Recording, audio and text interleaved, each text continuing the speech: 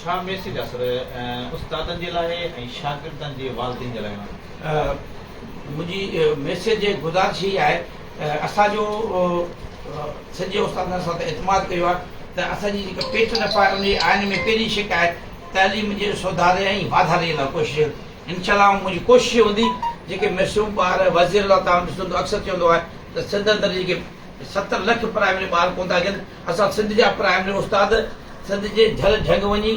भले चाहे नंगर पार्कर हुजे कश्मीर हुजे, असां झंग ख़ासि तौर ते नियाणी खे स्कूल में आणण जे लाइ पंहिंजो किरदारु अदा कंदासीं। पर उन खां पहिरीं गवर्नमेंट खे गुज़ारिश कई आहे त तव्हां प्राइमरी उस्ताद तमामु कली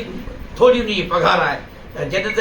तरक़ी जो राज़ में प्राइमरी उस्ताद आहे त पहिरियों दफ़ो इहा हुकूमत खे सम्झ में आई आहे त सिंध जे प्राइमरी उस्तादनि खे तारीख़ में पहिरियों दफ़ो सिंध जे प्राइमरी उस्तादनि खे वीडियो पावर मिलिया आहिनि। तारीख़ में पहिरियों दफ़ो सिंध जे प्राइमरी स्कूलनि खे बजट मिले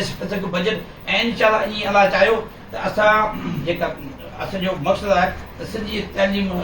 हर ॿार खे स्कूल में दाख़िल करायूं ऐं हर प्राइमरी स्कूल में सभु सहूलियत हुजे, इहो असांजो मक़सदु आहे इंशाअल्लाह। हिकिड़ो सुवालु आहे जेको उस्तादनि जा हींअर तव्हांजी आइंदा जी हिकमत अमली छा हूंदी उस्तादनि जे हक़नि जे हवाले सां, ऐं हींअर जेको सर्विस इंस्पेक्टर जो मसइलो बि हले पियो उस्तादनि जो उन जे हवाले सां इहो तव्हां ॿुधाए पियो सॼा सॼो तफ़सील। सर्विस इंस्पेक्टर अल्हम्दुलिल्लाह पहिरियों दफ़ो 78 सालनि में सिंध जे प्राइमरी उस्ताद सां ज़ुल्म थियो, जे सबबु असांजे जेको सूबे तरक़ी कई आहे जेको तइलीम तरक़ी कई आहे। पहिरियों दफ़ो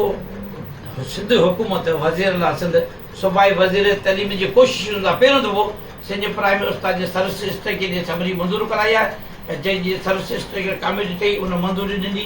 सेक्रेटरी साहिबु ऐं असांजे टे माहिर तइलीम जा आहिनि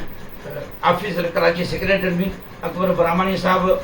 साईं हना शेख साहिबु, साईं मौला बख्श साहिबु, उन्हनि सां राति जी गॾिजी असां सभिनी फाइनल कई आहे। अल्हम्दुलिल्लाह सिंध जे प्राइमरी उस्ताद जो वॾो सदी जो ख़्वाबु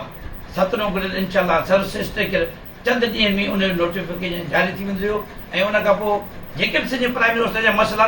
तइलीम सां लाॻापियल मसइला असल में चंद जेको तबाही थी आहे उहो आहे त असां जेके तइलीम ते कॉन्फ्रेंसूं करायूं तइलीम जी भलाई लाइ उहो कराची 5 स्टार होटल में थींदियूं जंहिंजो को हेठि लाभ नथो हुजे। ऐं चाहियां थो त सिंधो ॿहिराड़े जा माण्हू